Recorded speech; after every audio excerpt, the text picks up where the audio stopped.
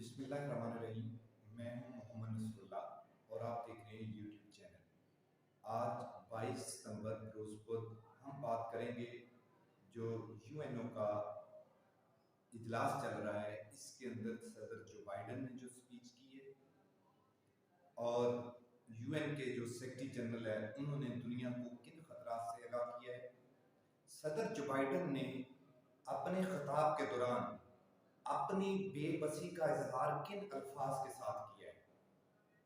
کیونکہ صدر Joe Biden کو جو افغانستان کی شکست کے زخم لگے ہوئے ہیں اور امریکن کو وہ ابھی تک تازہ ہیں اور یہ زخم ان کو اپنی پالیسیز کی وجہ سے لگے ہوئے ہیں، لہذا انہوں نے ڈکے چھپے انداز میں کس طریقے سے اپنی پالیسیز کو اپنے الائز، اپنے دوستوں اور اپنے پارٹنر کے ساتھ ریویو کرنے کا اندیا دیا ہے۔ سب سے پہلے بات کرتے ہیں کہ UN کے سیکرٹری جنرل نے کہا ہے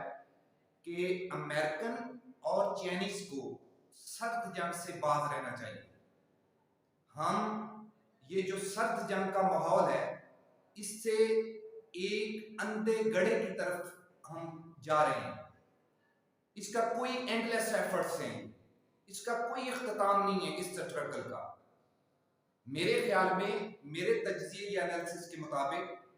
ان کا اشارہ بھی ان لمبی جنگوں مختلف خطوں کے اوپر جو امریکہ نے مسلط کی ہیں یا دوسرے لوگوں نے مسلط کی ہیں اپنی پالیسیز کی وجہ سے، اس کا تھا کہ ہر ملک کو، ہر قوم کو اپنی خود مختاری کے ساتھ زندہ رہنے کا حق دیا جائے،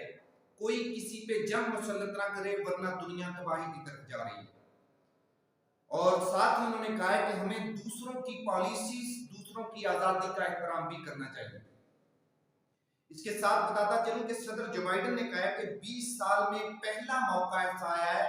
جب کوئی امریکن پریزیڈنٹ اقوام متحدہ کی جنرل اسمبلی کو خطاب کر رہا ہے اس موقع پر جب امریکہ کسی جنگ کے اندر نہیں ہے۔ 20 سالوں میں امریکہ نے مختلف خطوں میں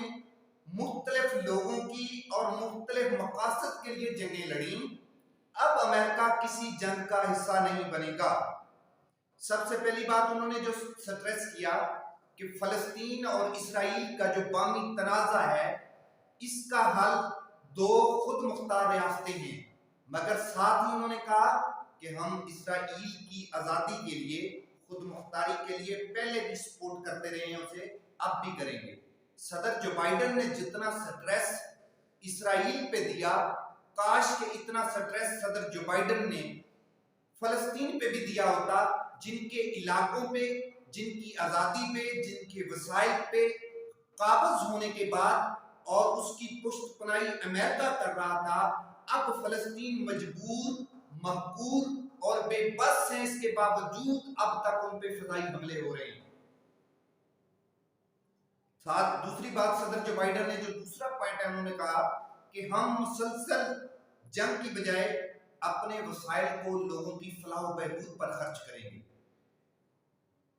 یہ بات انہوں نے اس وجہ سے کی، آپ کو پتا ہے کہ افغانستان کے اندر امریکن پالیسیز کی وجہ سے جو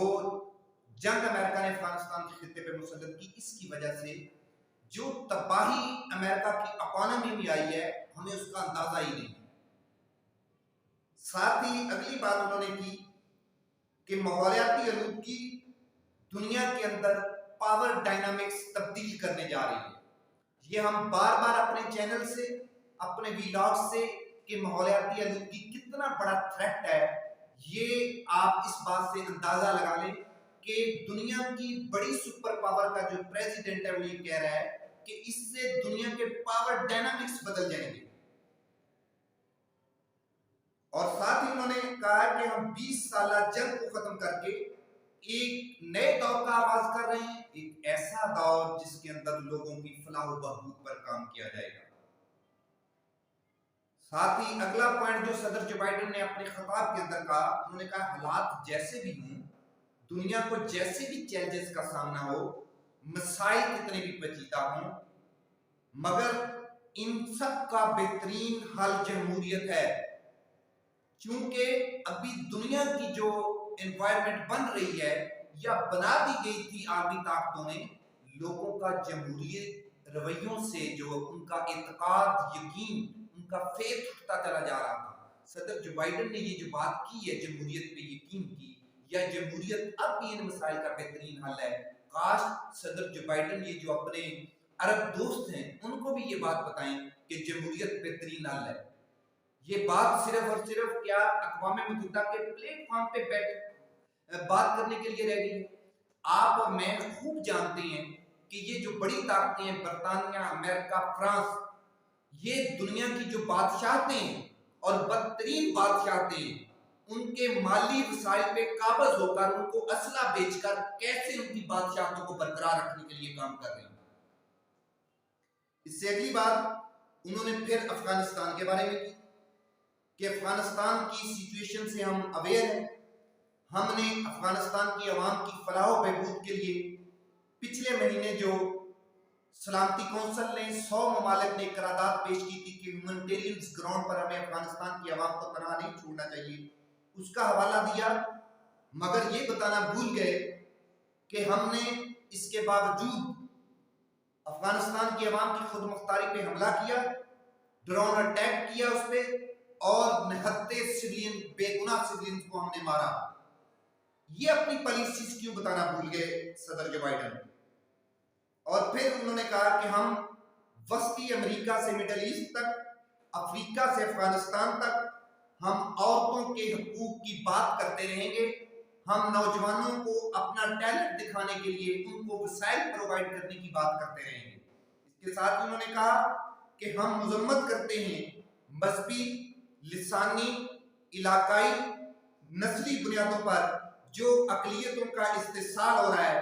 چاہے وہ چین ہو یا ایتھوپیا ہو۔ ہمیں آگے کی طرف جانا ہوگا اور چیلنجز کا سامنا کرنا ہوگا، چاہے وہ کووڈ ہو، ماحولیاتی آلودگی ہو، یا انسانی حقوق ہوں، یا سیکورٹی کی بات ہو۔ مگر اقلیتوں کے حقوق کی بات کرتے ہوئے کاش کہ جو کشمیر کی ایک بات بھی صدر جو بائیڈن کرتے، کاش انڈیا کے اندر جو اقلیتوں پہ ظلم و ستم ہو رہے ہیں، جس کا ثبوت حالیہ انڈیا کا جو کرائم بیرو ہے انہوں نے اپنی رپورٹ میں خود دیا ہے کہ پچھلے 2020 کی نسبت 2021 کے اندر انڈیا میں اقلیتوں پہ ظلم و تشدد اور بربریت کا کس قدر اضافہ ہوا ہے، شاید اس کی بھی بات کرتے۔ شاید آپ RSS کا جو مکروہ چہرہ ہے مودی کا، آپ اس کی بھی بات کرتے۔ کاش کہ آپ نے دنیا کے کتنے خطوں کا امن اپنی پالیسیز کی وجہ سے اجاڑا، تباہ کیا ہے، آپ اس کی بھی بات کرتے۔ آپ نے دنیا کے کتنے ممالک کی سیکورٹی پہ حملہ کیا، ان کی سلامتی پہ حملہ کیا، اپنی طاقت کے گھمنڈ میں، اپنی دولت کے گھمنڈ میں، اپنے الائز کی گھمنڈ میں، اپنے لاؤ لشکر کے گھمنڈ میں، آپ اس کی بھی بات کرتے کاش۔ اور جو میں نے آپ کو بات کہی تھی کہ ان کی بے بسی، تو انہوں نے کہا کہ کاش ہم یہ کام اکیلے نہیں کر سکتے ہیں، ہم اپنے اتحادیوں اور دوستوں کے ساتھ مل کر یہ کام کرنے کی صلاحیت رکھتے ہیں۔ امریکہ کو پتہ ہے کہ اس کی یہ پالیسیز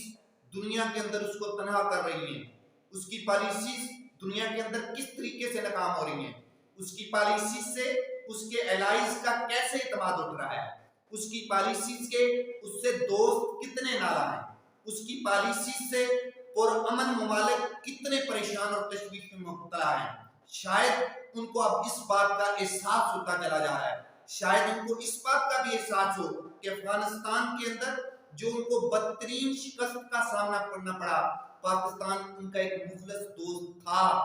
پاکستان نے ان کا